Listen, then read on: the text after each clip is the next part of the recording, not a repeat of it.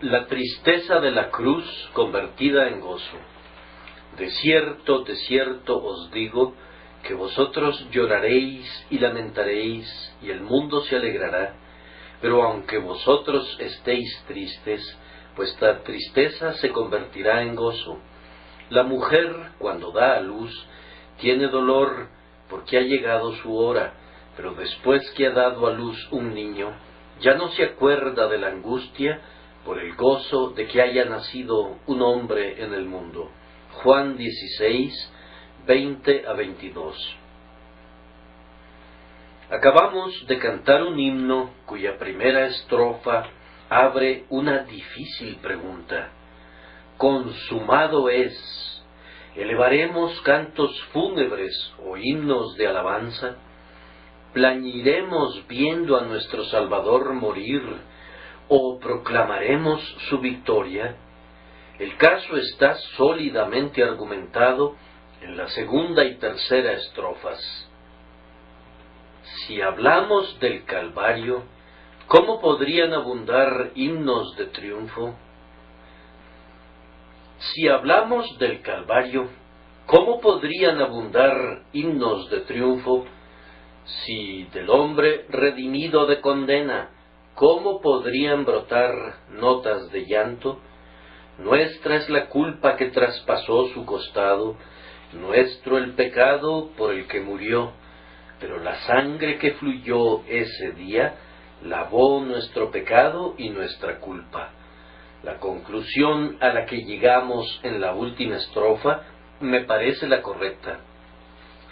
Cordero de Dios, tu muerte ha dado perdón, paz y esperanza del cielo.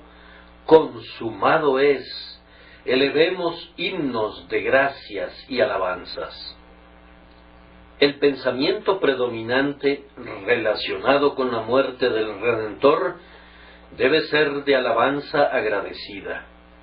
Que nuestro Señor haya muerto en la cruz es una fuente muy natural de tristeza.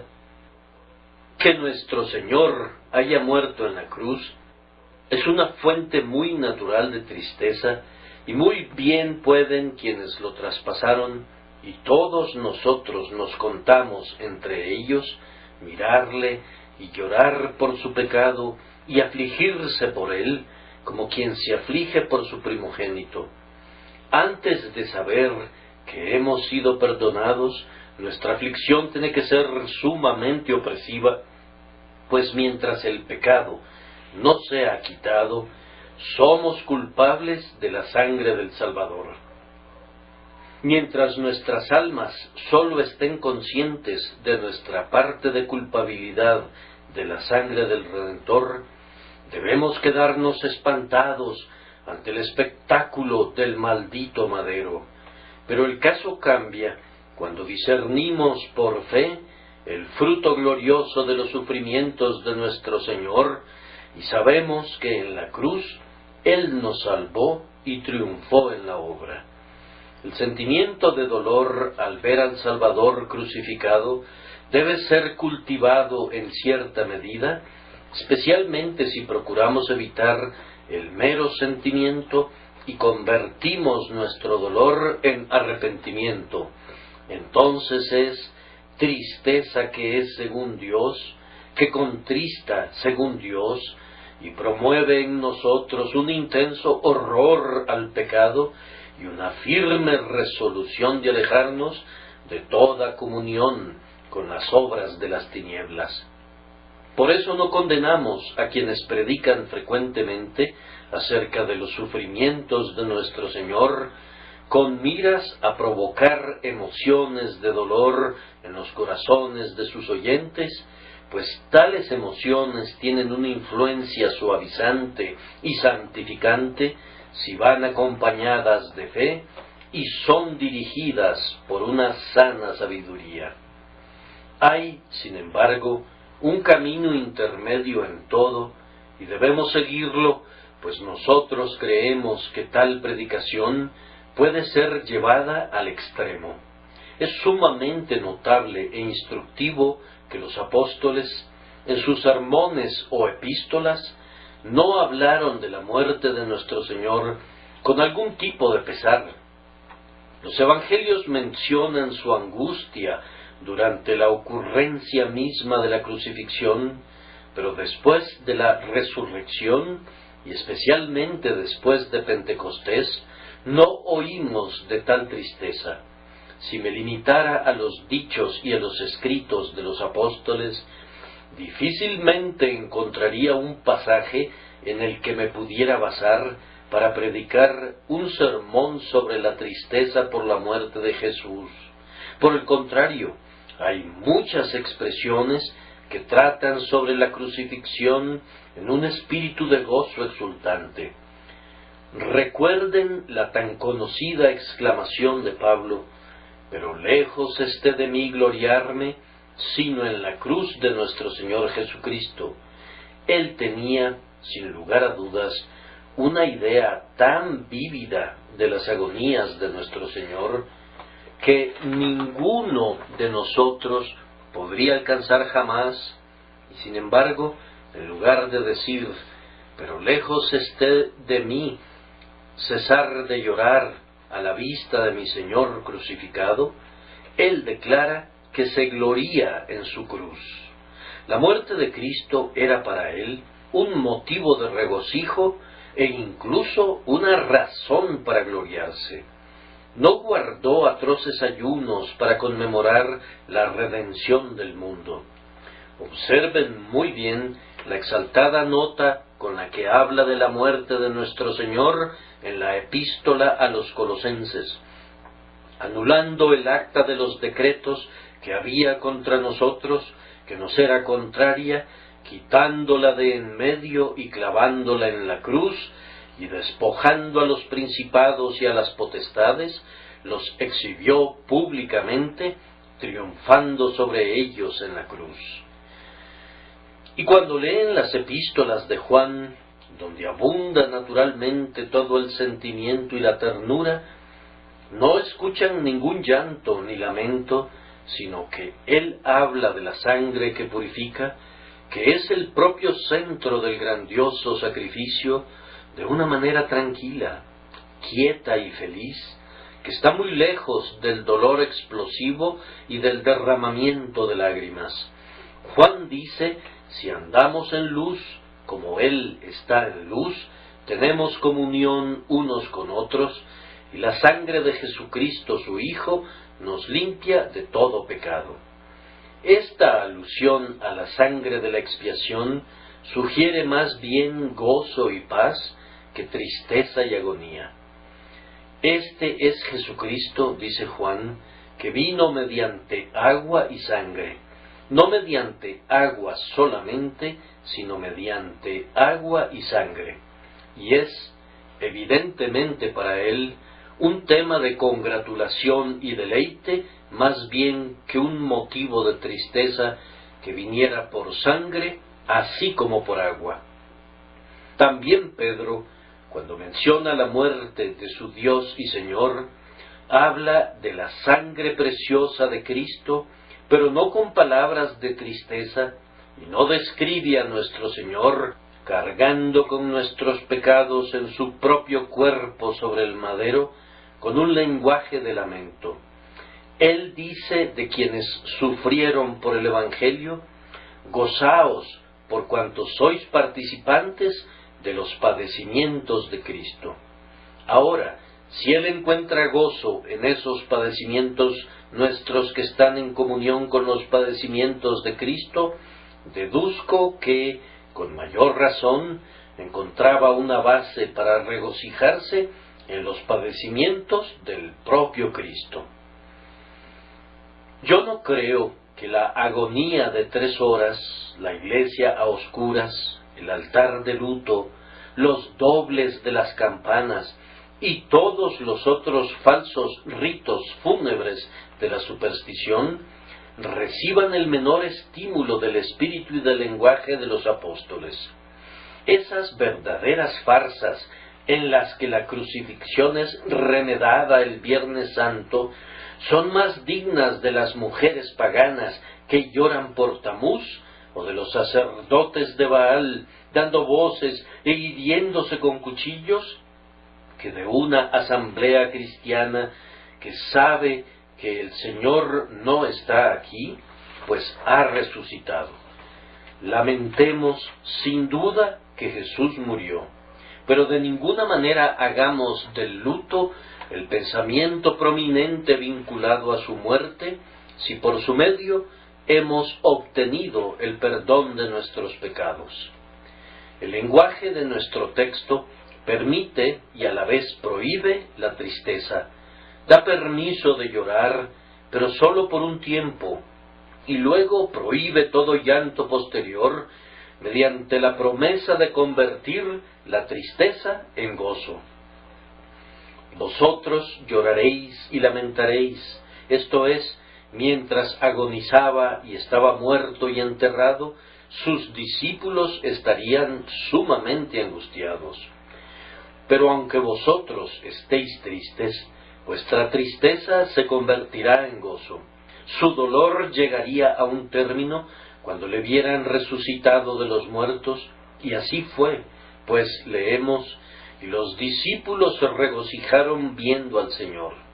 Para su incredulidad, el espectáculo de la cruz era tristeza, y únicamente tristeza, pero ahora el ojo de la fe es la visión más feliz que pueda contemplar jamás el ojo humano.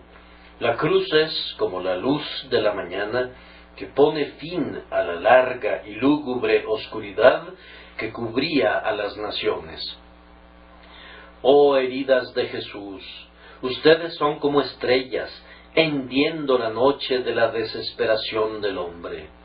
Oh lanza, tú has abierto la fuente de salvación para el dolor mortal.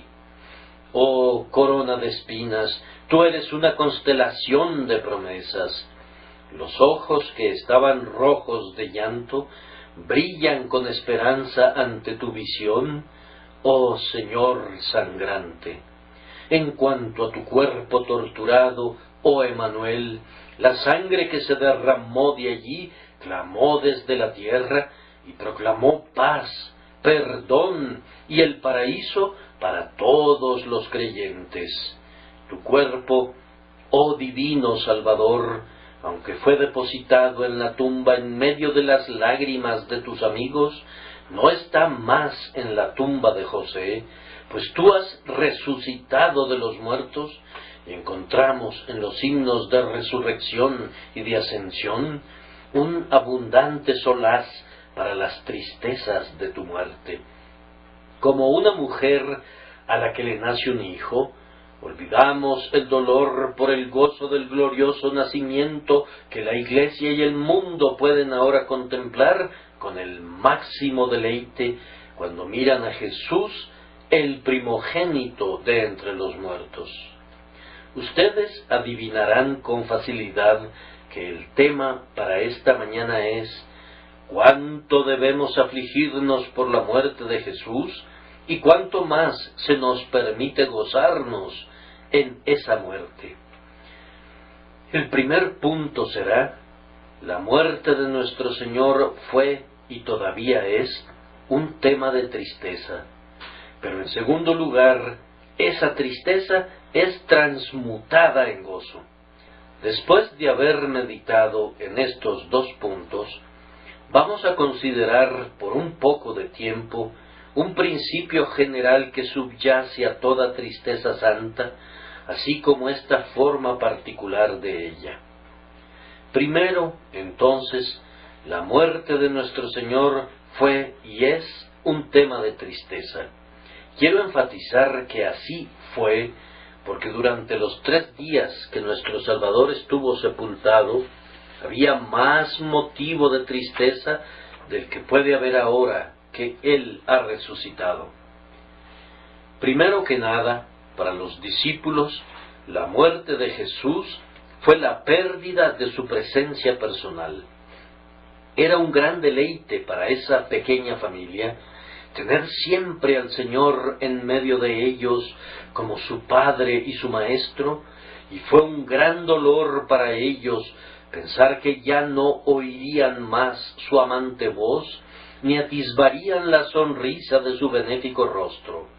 Acudir a él con todas sus preguntas, volar a él en cualquier momento de dificultad, recurrir a él en cada hora de tristeza, les producía indecibles consuelos. Felices eran los discípulos, felices de tener tal maestro siempre a su disposición, en comunión de amor con ellos, guiándolos mediante su ejemplo perfecto, animándolos con su gloriosa presencia, satisfaciendo todas sus necesidades y protegiéndolos de todo mal. Se sorprenden que sus corazones estuvieran angustiados ante el prospecto de su partida. Ellos sentían que serían como ovejas sin pastor, niños huérfanos separados de su mejor amigo y ayudador. Se sorprenden, pregunto, que lloraran y se lamentaran cuando la roca de su confianza, el deleite de sus ojos y la esperanza de sus almas les fue quitada. ¿Qué pensarían si el mejor amigo de ustedes en la tierra les fuera arrancado por una lamentable muerte? Ellos estaban tristes, no sólo por su propia pérdida personal por su partida, sino porque él mismo les era muy querido. No podían soportar que se fuera aquel en quien sus corazones centraban todo su afecto. Su tristeza demostraba que sus corazones eran leales a su amado y nunca estarían dispuestos a recibir a otro ocupante para que se sentara en el trono de sus afectos. Ellos lloraban y se lamentaban porque el Señor de su pecho había partido y su asiento quedaba vacío. No podían soportar la ausencia de su bienamado. Como la paloma desea con vehemencia a su compañera, así se lamentaban ellos por aquel amado de sus almas. ¿A quién tendrían en el cielo si Jesús se iba? Y fuera de él nada deseaban en la tierra. Habían enviudado y rehusaban ser consolados. Nada podía compensarles la ausencia de Jesús, pues Él era su todo en todo. Por su causa lo habían abandonado todo y le siguieron, y ahora no podían soportar perderlo y así perderlo todo. Ustedes que han perdido a sus seres más queridos y profundamente reverenciados, ¿serán capaces de adivinar qué tipo de tristeza llenaba los corazones de los discípulos cuando su amado les dijo que estaba a punto de partir de ellos y que no le verían por un tiempo? Esta lamentación era natural, y es natural que nosotros también sintamos algún pesar, porque nuestro Señor está lejos de nosotros ahora en cuanto a su presencia corporal, aunque confío que ya habremos aprendido a ver la conveniencia de su ausencia y que estamos tan satisfechos por ella que esperamos con paciencia y con quietud su próxima venida. Incrementaba grandemente la tristeza de los discípulos el hecho de que el mundo se alegraría cuando el Señor hubiese partido. El mundo se alegrará.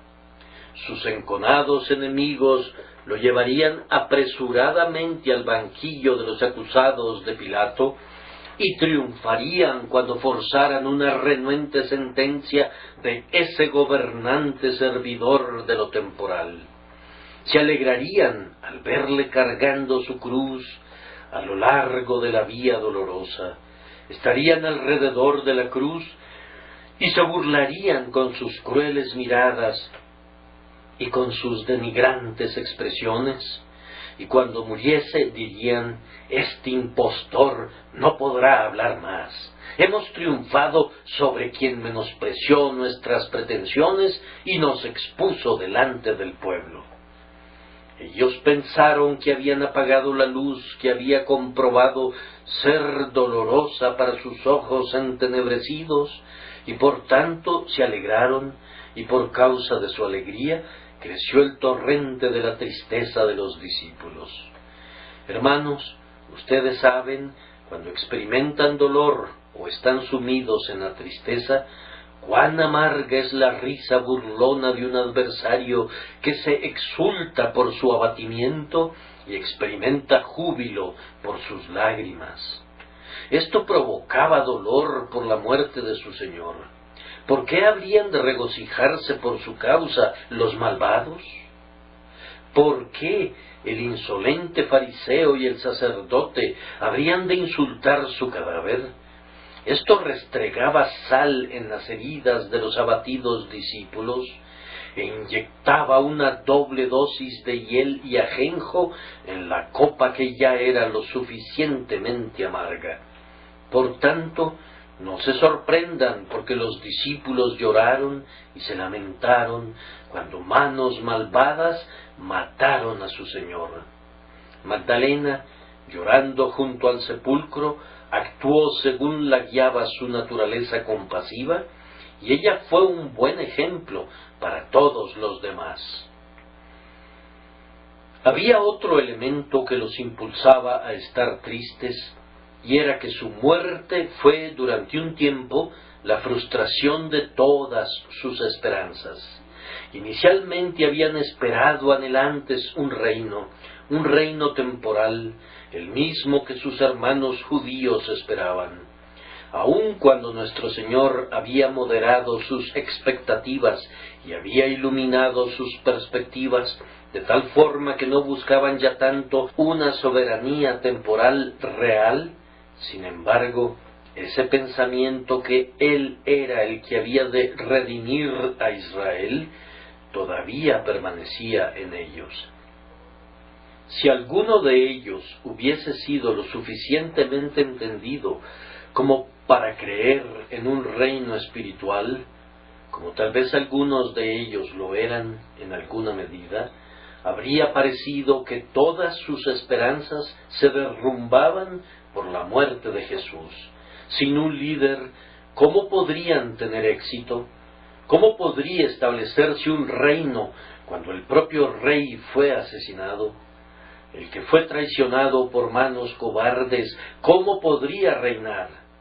El que iba a ser rey fue escupido y escarnecido y clavado como un criminal en el patíbulo de la cruz. ¿Dónde estaba su dominio? Él fue cortado de la tierra de los vivos. ¿Quién le serviría ahora? Su cuerpo yace como arcilla fría en la tumba de José, y se coloca un sello sobre la piedra que tapa el sepulcro. ¿No hubo acaso un fin para las santas esperanzas, un cierre final para todas las santas ambiciones? ¿Cómo podrían estar felices quienes vieron un fin al sueño más hermoso de su vida? Pobres seguidores del monarca muerto, ¿cómo podrían albergar esperanzas en relación a su causa y su corona? Sin duda, en su incredulidad, se afligían profundamente porque su esperanza parecía extinguida y su fe trastocada.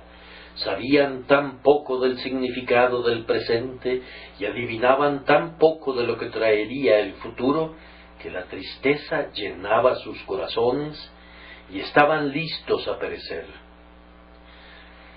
Deben recordar que aunado a esto estaba el recuerdo que muchos de ellos guardaban de su amado Señor en sus agonías. ¿Quién no se dolería de verle a altas horas de la noche, conducido apresuradamente del santo retiro en que se encontraba para ser acusado falsamente? ¿Acaso los ángeles no deseaban llorar por simpatía con él? ¿Quién puede reprimir su tristeza cuando Jesús es insultado por criados, ultrajado por seres miserables, abandonado por sus amigos y blasfemado por sus enemigos? Ver al Cordero de Dios tan maltratado era suficiente para quebrantar el corazón de un hombre. ¿Quién puede soportar ver sus tormentos reflejados en su rostro, o escuchar sus angustias expresadas en sus dolidos clamores de «tengo sed», y en una exclamación de agonía más aguda todavía, Dios mío, ¿por qué me has desamparado? Es poco sorprendente que se dijera de la Virgen que una espada atravesaría su corazón, pues en verdad nunca hubo dolor como el dolor de Jesús, ni angustia que se asemejara a su angustia. Sus terribles dolores deben haber traspasado el corazón de todos los hombres de mentes rectas que contemplaron sus abatimientos sin paralelo, y especialmente todos los amantes personales de Cristo deben haberse sentido prestos a morir cuando vieron que lo mataban de esta manera. Oh abismos de dolor que mi Señor padeció, ¿no habrá otros abismos que le respondan? Cuando todas las ondas y las olas de Dios pasan sobre ti, oh Jesús, ¿no seremos sumergidos nosotros también en el dolor? Sí, en verdad, beberemos de tu copa y seremos bautizados con tu bautismo. Ahora nos sentaremos delante de tu cruz y te contemplaremos una hora, mientras el amor y el dolor ocupan conjuntamente nuestras almas. Ahora cada cristiano siente simpatía por él con el simple recuerdo de lo que soportó nuestro Señor. No pueden leer las 4 historias de los evangelistas y entretejerlas en una por medio de la imaginación y el afecto, sin sentir que es la nota más sombría la que se adecúa a su voz para cantar en tales circunstancias. Tiene que haber tristeza, es natural que la haya, porque Cristo ha muerto. Uno de los puntos más agudos acerca de nuestra tristeza por la muerte de Jesús es que nosotros fuimos la causa de ella. Nosotros crucificamos virtualmente al Señor porque, siendo pecadores, Él debía ser convertido necesariamente en un sacrificio. Si ninguno de nosotros se hubiese descarriado como ovejas, entonces nuestros descarríos no habrían sido recogidos y amontonados en la cabeza del pastor. La lanza que atravesó su corazón de un lado al otro fue forjada con nuestras ofensas. La venganza era exigida por los pecados que nosotros cometimos, y la justicia exigió sus derechos de sus manos. ¿Qué amante discípulo rehusaría entristecerse al ver que él mismo ha matado a su Señor?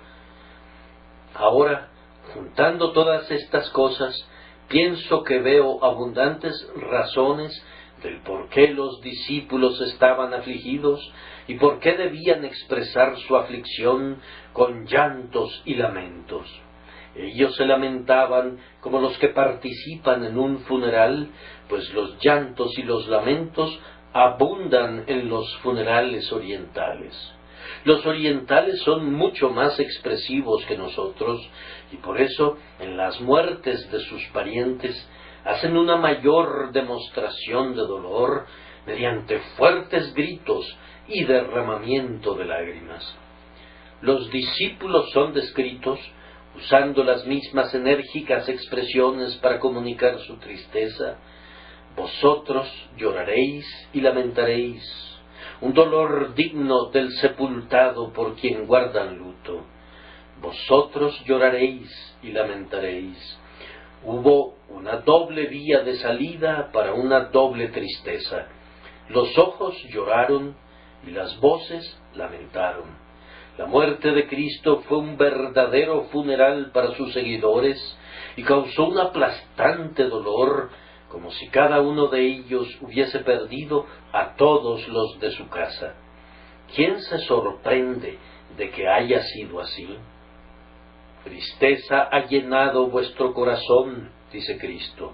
No tenían espacio para pensar en ninguna otra cosa excepto en su muerte. Su corazón estaba a punto de estallar por la plenitud del dolor, porque les iba a ser quitado, y ese dolor era tan profundo que podía ser comparado con los dolores más agudos que la naturaleza es capaz de soportar, los dolores de parto de una mujer, dolores que parece que deben acarrear muerte con ellos, y comparados con los cuales la muerte misma podría ser un descanso. La agudeza de su angustia en la hora de su tribulación era todo lo que podían soportar. Algo más los habría destruido. Todo esto sintieron, y no es ninguna sorpresa si sentimos en cierta medida como ellos sintieron, cuando damos una vista retrospectiva de lo que soportó el Salvador por nosotros. Hasta ahora estamos obligados a conceder que la muerte de nuestro Señor obró dolor, pero hay moderación aún en el luto más justificable, y no debemos entregarnos a un excesivo dolor a los pies de la cruz, para que no degenere en insensatez. Ahora, en segundo lugar, la verdad enseñada expresamente en el texto es que esta tristeza es convertida en gozo. Vuestra tristeza se convertirá en gozo, no intercambiada por gozo, sino realmente transmutada, de tal forma que el dolor se convierte en gozo, la causa de dolor se convierte en la fuente de regocijo. Comiencen con lo que dije que era un punto muy agudo de este dolor, y verán de inmediato cómo es convertido en gozo. Que Jesucristo murió por nuestros pecados es causa de un dolor agudo. Lamentamos que nuestros crímenes se convirtieran en los clavos y nuestra incredulidad en la lanza, y sin embargo, hermanos míos, este es el mayor gozo de todos. Si cada uno de nosotros puede decir, Él me amó y se entregó por mí, somos verdaderamente felices. Si ustedes saben, por fe personal, que Jesús tomó su pecado y sufrió por causa de él en el madero, de tal forma que ahora su deuda está pagada y su transgresión ha sido borrada para siempre por su sangre preciosa, no necesitan media docena de palabras de mi parte para indicarles que esto, que constituía el centro de su dolor, es también la esencia de su gozo. ¿Qué nos importaría si Él hubiese salvado a todo el resto de la humanidad, pero no nos hubiese redimido a nosotros para Dios con su sangre? Tal vez nos alegraríamos por simple humanidad que otros fueran beneficiados, pero cuán profundo sería nuestro pesar por ser nosotros mismos excluidos de la gracia. Bendito sea el nombre del Salvador, porque no somos una excepción.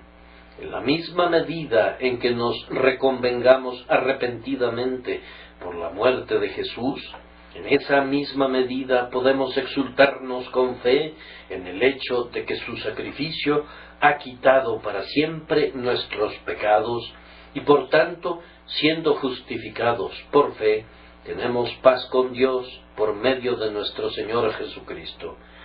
Debido a que Dios ha condenado el pecado en la carne de Jesucristo, no nos condenará más a nosotros. De ahora en adelante somos libres, para que la justicia de la ley sea cumplida en nosotros, que no andamos conforme a la carne, sino conforme al Espíritu. Lamentamos nuestro pecado de corazón, pero no lamentamos que Cristo lo haya quitado, ni lamentamos la muerte por medio de la cual Él la quitó. Más bien, nuestros corazones se regocijan en todas sus agonías expiatorias y se glorían cada vez que se menciona esa muerte por la cual nos ha reconciliado con Dios. Es algo muy triste que hayamos cometido el pecado que cargó sobre nuestro Señor, pero es un gozo pensar que Él ha puesto sobre sí nuestro pecado personal y lo quitó de inmediato. El siguiente punto de gozo es que Jesucristo ha sufrido ahora todo lo que era requerido que sufriera. Que haya sufrido fue causa de dolor, pero que ahora ha sufrido todo es igualmente causa de gozo. Cuando un campeón regresa de las guerras mostrando las cicatrices del conflicto por el cual ganó sus honores, ¿acaso alguien se lamenta por sus campañas? Cuando abandonó el castillo, su esposa se colgó de su cuello y lamentó que su señor debía ir a las guerras para desangrarse y tal vez morir.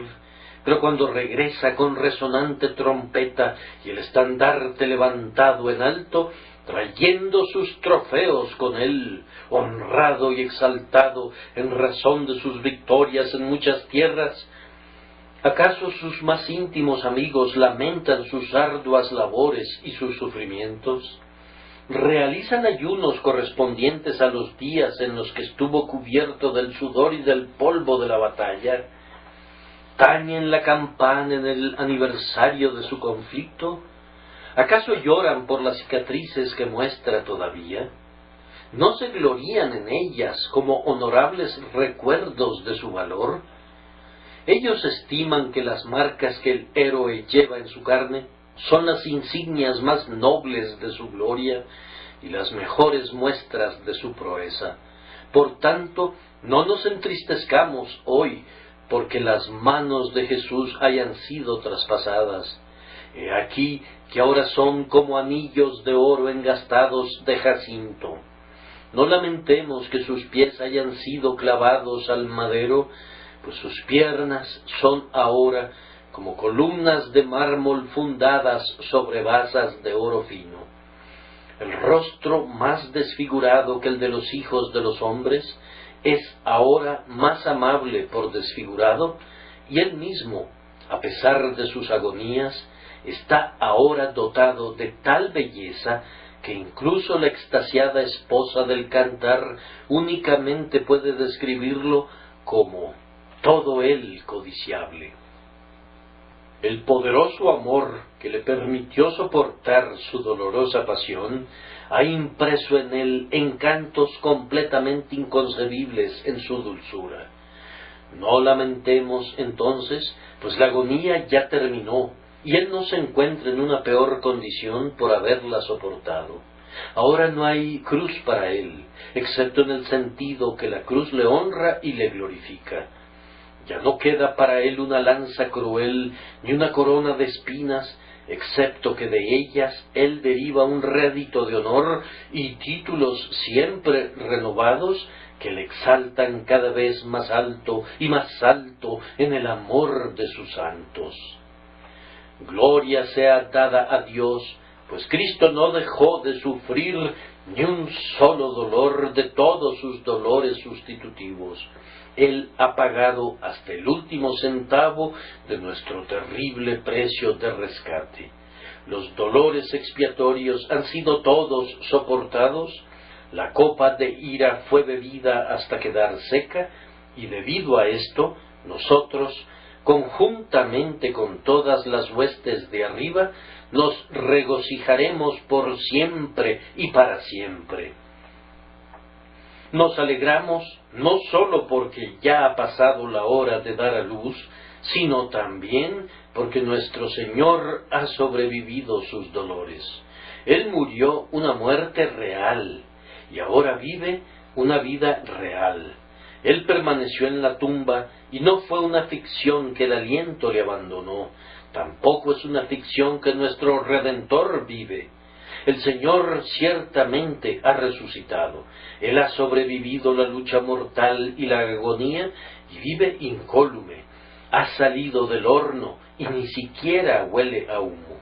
No está lesionado en ninguna facultad, ya sea humana o divina. No ha perdido nada de su gloria, sino que más bien su nombre está rodeado ahora de un lustre más resplandeciente que nunca. No ha perdido ningún dominio y tiene derechos y títulos superiores en un nuevo imperio.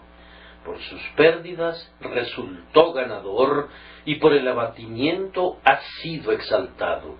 Él es absolutamente victorioso en todo sentido. Nunca hasta ahora ha habido una victoria ganada que no haya sido, en algunos sentidos, tanto una pérdida como una ganancia, pero el triunfo de nuestro Señor es gloria sin mezcla. Es una ganancia tanto para Él mismo como para nosotros que participamos de ella. ¿Acaso no nos regocijaremos entonces? ¿Cómo? ¿Vas a sentarte a llorar junto a una madre que se alegra al mostrar a su hijo recién nacido? ¿Vas a juntar a un grupo de plañideras que lamenten y lloren cuando nace el heredero de la casa? Esto equivaldría a burlarse de la alegría de la madre. Y así, hoy, recurriremos a música fúnebre y cantaremos himnos de dolor cuando el Señor ha resucitado y no solo está incólume, ileso e invencible, sino que es mucho más glorificado y exaltado que antes de su muerte. Él se ha ido a la gloria porque toda su obra está terminada. ¿No debería convertirse en gozo tu tristeza en el más enfático sentido? Y tenemos que agregarle esto, que el grandioso fin que su muerte pretendía alcanzar está todo cumplido. ¿Cuál era ese fin? Puedo dividirlo en tres partes. Era quitar el pecado por el sacrificio de sí mismo, y eso está cumplido. Él ha puesto fin a la transgresión, Él ha terminado con el pecado, Él ha tomado toda la carga del pecado de sus elegidos y la ha arrojado al pozo del abismo. Si fuera buscado allí, no sería encontrado. Sí, no está, dice el Señor. Él ha alejado de nosotros nuestro pecado, cuanto está lejos el oriente del occidente, y ha resucitado para demostrar que todos aquellos por quienes murió son justificados en Él. Un segundo propósito fue la salvación de sus elegidos, y esa salvación ha sido obtenida. Cuando Él murió y resucitó, la salvación de todos los que estaban en Él fue colocada más allá de todo riesgo. Él nos ha redimido para Dios por su sangre mediante una redención eficaz. Nadie de los que fueron redimidos por Él será esclavizado. Nadie de aquellos cuyos nombres están grabados en las palmas de sus manos será dejado en el pecado o arrojado en el infierno. Él ha ido a la gloria llevando sus nombres en su corazón e intercede allí por ellos, y por eso puede salvarlos perpetuamente. Padre, dice, aquellos que me has dado, quiero que donde yo estoy, también ellos estén conmigo, para que vean mi gloria que me has dado, y esa súplica eficaz hace posible que estén con Él y sean semejantes a Él cuando llegue el fin. Sin embargo, el grandioso objetivo de su muerte fue la gloria de Dios, y verdaderamente Dios es glorificado en la muerte de su Hijo, más allá de todo lo que se conocía antes o después, pues aquí el propio corazón de Dios es abierto de par en par para la inspección de todos los ojos de los creyentes. Su justicia y su amor, su rígida severidad que no pasará por alto al pecado sin expiación, y su ilimitado amor que da lo mejor de sí, el amado de su pecho, para que se desangrara y muriera en lugar nuestro. Aquí relucen profundidades de sabiduría que los ángeles no pueden rastrear. El rango más alto de los querubines se pierde todavía en sorprendida mirada. Sí, oh Cristo de Dios, consumado es. Has hecho todo lo que tenías la intención de hacer, todo el designio completo ha sido cumplido, ni un solo propósito ha fallado, ni siquiera una parte de algún propósito ha dejado de cumplirse, y por tanto, ¿no deberíamos regocijarnos? El niño ha nacido, ¿No nos alegraremos? El trabajo de parto habría sido un tema de gran dolor si la madre hubiera muerto o el niño hubiese perecido en el nacimiento. Pero ahora que todo terminó y todo está bien, ¿por qué deberíamos recordar la angustia por más tiempo? Jesús vive y su gran salvación alegra a los hijos de los hombres. ¿Por qué habríamos de pulsar la cuerda de luto y lamentarnos angustiosamente como palomas? No, toquen el clarín, pues la batalla ha sido peleada y la victoria ha sido obtenida para siempre. ¡Victoria! ¡Victoria! ¡Victoria! Su propia diestra y su brazo santo le han obtenido la victoria. Aunque el campeón murió en el conflicto, sin embargo, en su muerte él mató a la muerte y destruyó a quien tenía el poder de la muerte, esto es, el diablo. Nuestro glorioso campeón se ha levantado de su caída, pues era imposible que fuese retenido por los lazos de la muerte. Él ha matado a sus enemigos, pero en cuanto a él mismo, se ha levantado del sepulcro, ha surgido como del corazón del mar. Gocémonos como lo hizo Israel junto al mar rojo, cuando el faraón fue vencido. Con pandero y danza canten al Señor las hijas de Israel, pues Él ha triunfado gloriosamente y ha destruido completamente a todos nuestros adversarios. Todavía no habremos completado esta obra de convertir la tristeza en gozo, mientras no observemos que ahora las mayores bendiciones posibles se acumulan sobre nosotros porque Él fue hecho maldición por nosotros. A través de su muerte viene el perdón, la reconciliación, el acceso, la aceptación. Su sangre habla mejor que la de Abel e invoca todas las bendiciones del cielo sobre nuestras cabezas. Pero Jesús no está muerto, Él resucitó, y esa resurrección trae justificación y la carta de seguridad de su perpetua intercesión en el cielo. Nos trae su presencia representativa en la gloria y la preparación de todas las cosas para que estén listas para nosotros en las muchas mansiones. Nos trae una participación en toda potestad que le es dada en el cielo y en la tierra, en cuya fuerza nos ordena que vayamos y enseñemos a todas las naciones, bautizándolas en su nombre sagrado. Amados, Pentecostés viene a nosotros porque Jesús partió de nosotros. Los dones del Espíritu Santo, dones que iluminan, consuelan, reviven, el poder para proclamar la palabra y el poder que acompaña esa palabra, todo eso nos ha llegado porque ya no está más con nosotros, pues ha pasado a través de las regiones de los muertos para recibir su corona.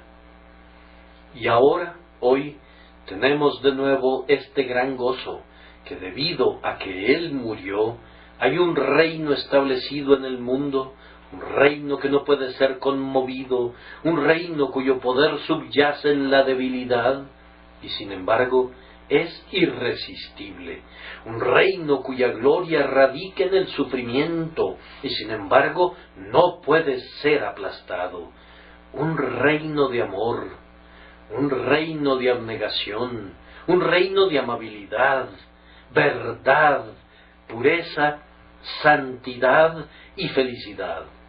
Jesús lleva la púrpura imperial de un reino en el que Dios ama a los hombres y los hombres aman a Dios.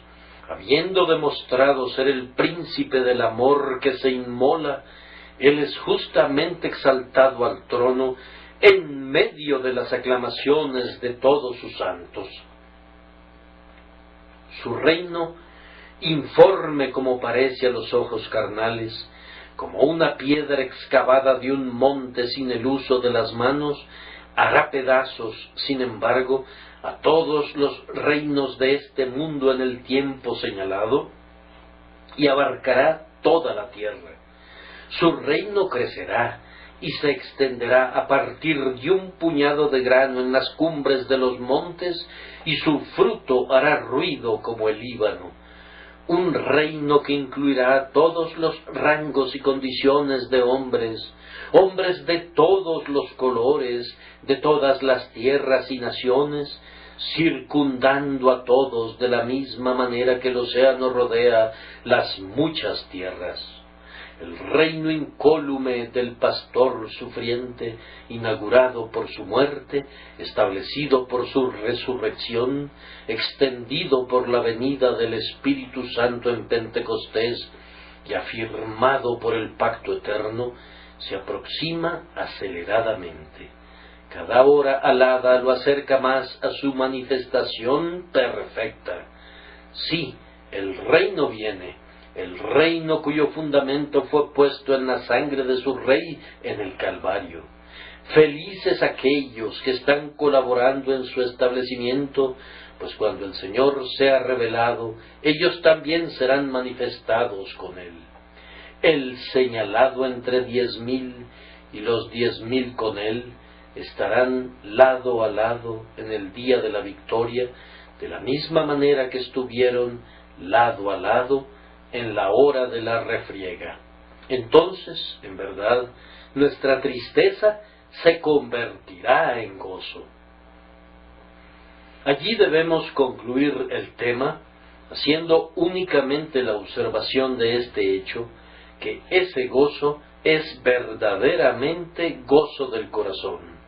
Se gozará vuestro corazón, dijo el Salvador. El nuestro no es un júbilo superficial, sino una bienaventuranza profundamente arraigada en el corazón. Ese gozo es también un gozo permanente. Nadie os quitará vuestro gozo, no, ni el demonio tampoco, ni el tiempo, ni la eternidad pueden robarnos ese gozo.